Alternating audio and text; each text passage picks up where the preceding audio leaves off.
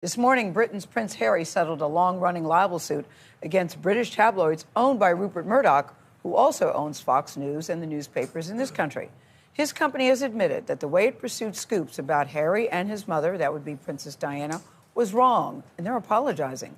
Imtiaz Tayeb is in London with more on this story. Imtiaz, good morning to you. This is a big, big win for Prince Harry, it seems. Hey, Gail, good morning to you. It certainly is, and it really is a stunning turn of events. Instead of a 7-week court battle between Prince Harry and Rupert Murdoch's group of newspapers that we were expecting, we now have a settlement and 2 explosive statements. One from the Murdoch-owned company, which offered Harry a, quote, full and unequivocal apology for hacking his cell phone and intruding into his personal life for articles published between 1996 and 2011, acknowledging unlawful conduct by private investigators. Now, interestingly, there was also an apology for past intrusions into Harry's mother, Princess Diana's private life as well. Now, this is the first time Murdoch's news group has admitted wrongdoing involving any of his papers in a legal battle that's now lasted decades and has cost the group over $1 billion in payouts. Now, Harry's called the settlement a monumental victory, saying the papers had finally been held to account for blatant disregard for the law. Now, the royal was one of more than 1,300 people that made claims against the papers. Most settled out of court because the financial liabilities were just too high. Tony. Imtiaz, thank you very much. Appreciate it. Like every other person persecuted by news group newspapers, I wish they had left my family alone. But what happened, happened. Today, I'm glad they have finally accepted responsibility. I'm glad they've apologised and acknowledged the direct harm caused by years of unlawful surveillance by their journalists and their army of private investigators, not just to my family, but to Prince Harry and his. As the formidable Mr. Sherborne and my diligent solicitor, Ellen Gallagher, and our impressive team of lawyers at Hamlins have shown, in over 1,300 civil cases, these unlawful practices were not isolated incidents. They were industrial in scale and central to the modus operandi of news group newspapers as a whole. I once said that the big beasts of the tabloid jungle have no predators. I was wrong. They have Prince Harry.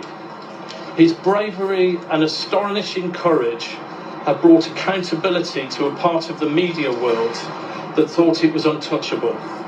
I am sure I speak on behalf of the thousands of victims when I say we are grateful to him for his unwavering support and his determination under extraordinary pressure.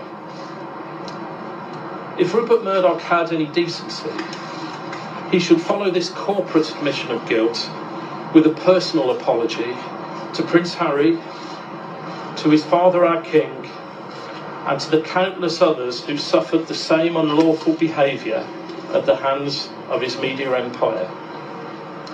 News group newspapers owes so many such apologies. Thousands of ordinary people just trying to live their lives have endured the same unlawful behaviour. Many were victims of heinous crimes, including victims of terrorism, grieving families, and people caught in personal tragedies. I'll never get over some of the stories I've heard in this case. I owe some apologies too. This saga has placed an unforgivable strain on the people in my life.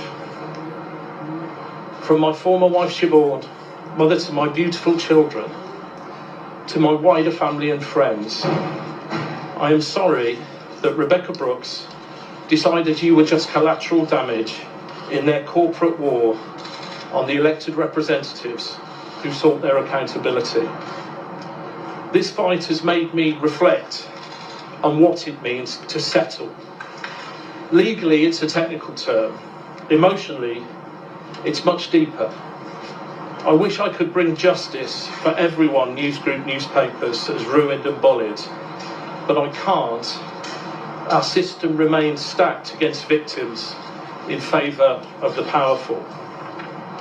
So what does this case mean? Why is it so important?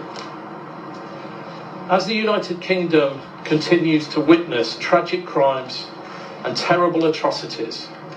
At least we know now that because of the work of my solicitor Ellen Gallagher and lawyers like her, victims and their loved ones are unlikely to have their phones hacked or their medical records stolen by tabloid newspapers, as routinely used to happen.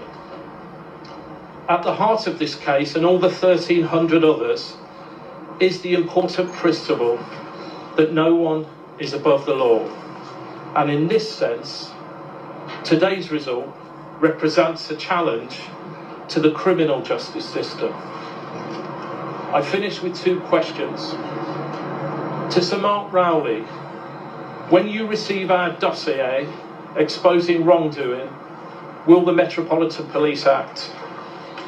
To the Prime Minister, I know you care deeply about fairness and the law, but are we really willing to continue as a country where some corporate executives are above the law and out of the reach of the police?